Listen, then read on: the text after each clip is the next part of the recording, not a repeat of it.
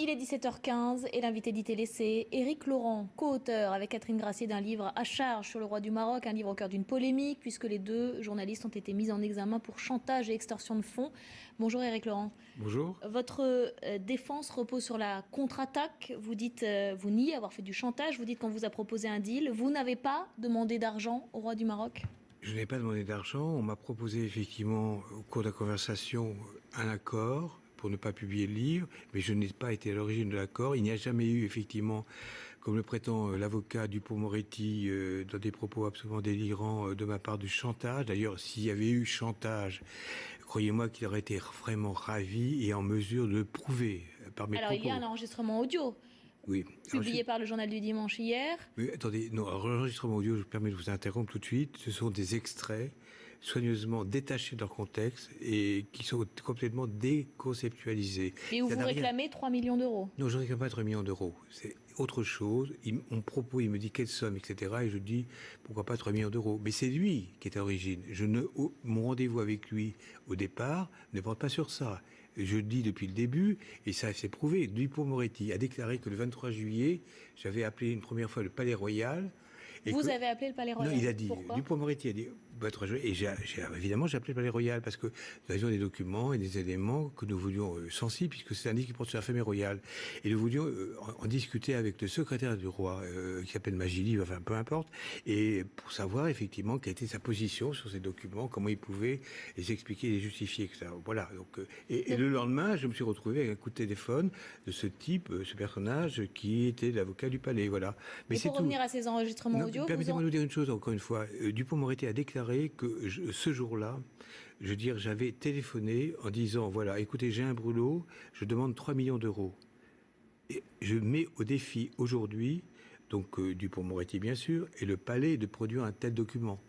Je n'ai jamais prononcé ces mots. Alors sur ces enregistrements audio dont on vient de parler, vous en contestez la véracité, la légitimité, l'authenticité ? Je conteste une partie de l'authenticité parce que d'autant plus que là je sors de chez mon avocat et nous avons eu maintenant accès un peu au dossier. Voilà, donc il y a un élément qui est extrêmement troublant que les services de police évidemment ont demandé. C'est comme une situation incroyable.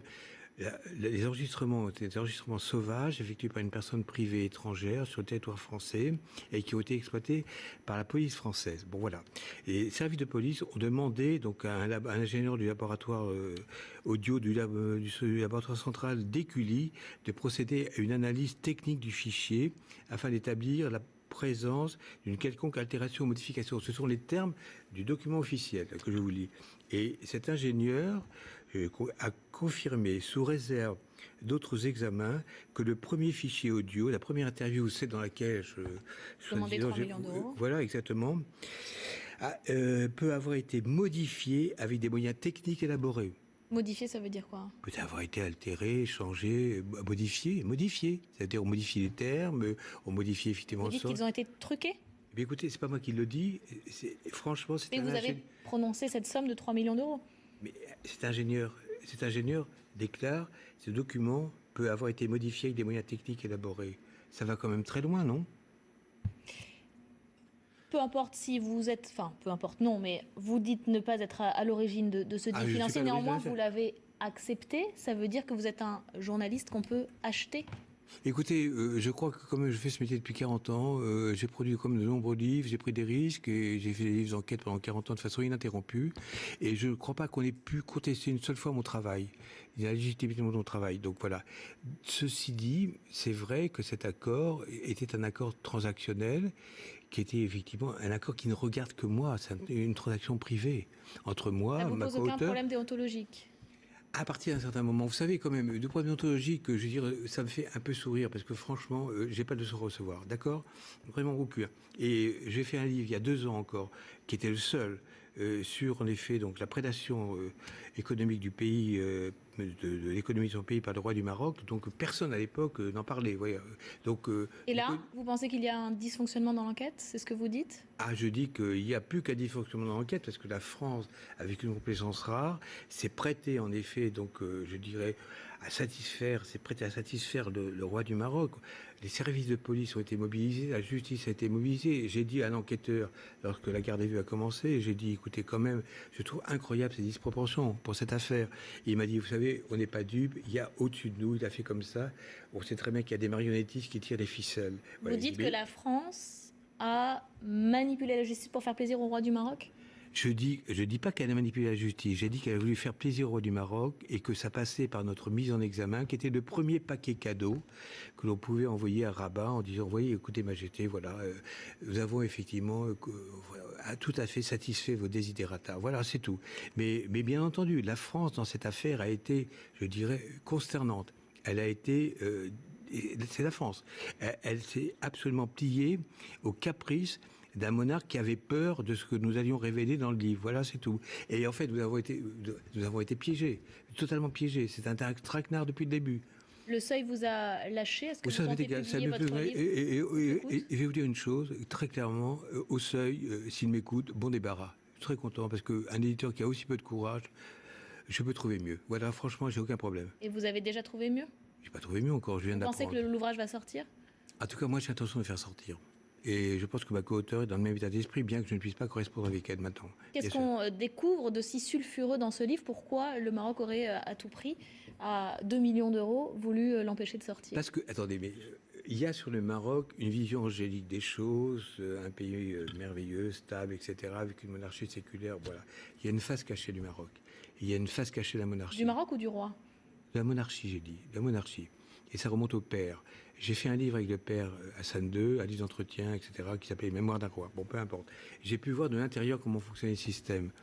La seule chose, la ligne à ne pas franchir, et ça j'aurais peut-être dû y penser un peu plus tôt, c'est la famille.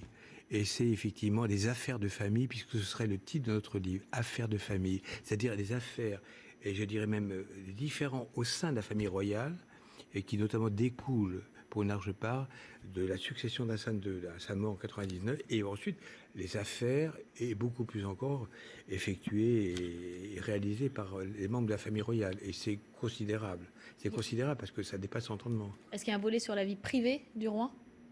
Il y a des éléments sur la vie privée du roi, mais il n'y a rien de sulfureux. Nous s'attachons aux faits, simplement aux faits que nous pouvons prouver, mais qui sont déjà tellement accablants qu'on comprend effectivement qu'il y a eu une espèce de panique. Voilà, c'est le terme que j'utiliserais du côté de Rabat. Et l'erreur probablement était d'avoir cru qu'on pouvait négocier avec eux. Mais ceci dit, la grande erreur aussi de leur part a été de vouloir faire passer donc une transaction privée après tout, entre moi, mon co-auteur et un interlocuteur, pour une tentative de chantage et extorsion de fonds. Le chantage n'est pas établi, il ne peut pas être établi. Vous savez ce que vous risquez?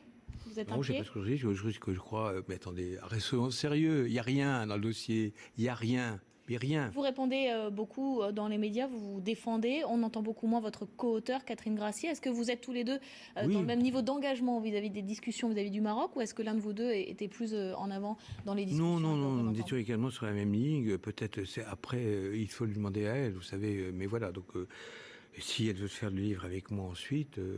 vous étiez complètement d'accord sur les négociations qui étaient depuis le début jusqu'à la fin. Mais ça, alors, il n'y a pas eu le moindre, je dirais, la moindre divergence de l'épaisseur d'une feuille de papier à cigarette, comme on dit, entre nous. Rien, absolument. Et là, vous n'avez plus de contact, hein, vous n'avez plus le droit d'avoir de contact. On n'a plus le droit d'avoir le moindre contact. Alors, donc, ce qui, évidemment, pose un petit problème, si nous comptons, évidemment, faire une suite au livre. Bien sûr, il faudra qu'on puisse se revoir, mais ça dépend, évidemment, des magistrats, bien sûr. À condition que celui-là, déjà... Pardon ? À condition déjà que celui-là soit publié un jour. Donc, je reviens sur... Comment ça, republier ? Si vous faites une suite à ce livre. Je reviens sur... Mais je veux le faire, bien sûr, oui. Sur ce que vous nous disiez. Donc, vous dénoncez un dysfonctionnement de la justice française pour faire plaisir au Maroc. C'est ce que vous êtes venu nous dire sur ce plateau. Bien sûr, et vous dire aussi que les éléments donc, considérés comme à charge, notamment effectivement les soi-disant les enregistrements, sont plus que sujets à caution. On peut même dire que pour certains d'entre eux, ils ont été trafiqués. Voilà, c'est tout. Trafiqués par le Maroc? Ah non, trafiqué par le Maroc peut-être, certainement, j'imagine, parce que je n'ose pas penser quand même que la police française se serait prêtée à ça, certainement pas, voilà. Donc par le Maroc, bien sûr. Merci beaucoup, Éric Laurent, merci d'être venu sur le plateau.